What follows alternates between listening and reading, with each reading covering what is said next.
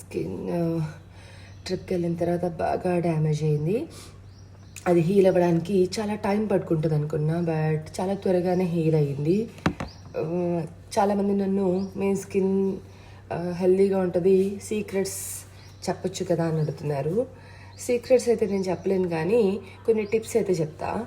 Actually పొద్దున్నే లేగానే చేయాల్సిన ఒక ఇంపార్టెంట్ వర్క్ ఏంటంటే, మన స్కిన్ పైన ఆయిల్స్ అని వచ్చేసి మొత్తం ఇలా షైనీగా ఉంటుంది అనమాట. సో దాన్ని మనం ఫేస్ వాష్ చేసేస్తాం, బట్ దాన్ని ఎప్పుడు కూడా ఫేస్ వాష్ చేయకూడదు. సారీ, నా వాయిస్ కొంచెం బాగాలేదు డ్యూ టు కోల్డ్.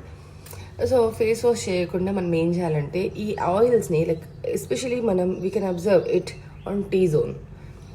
సో ఆ ఆయిల్స్ని అవుట్వర్డ్స్కి స్ప్రెడ్ చేయాలి. ఓకే,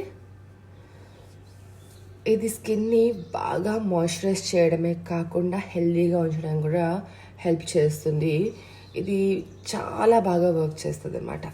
ఎస్పెషల్లీ స్కిన్లో డల్నెస్ ఉన్నవాళ్ళు, డ్రైనెస్ ఉన్నవాళ్ళు ఈ వర్క్ చేయండి, చాలా బాగా మీకు యూజ్ అవుతుంది.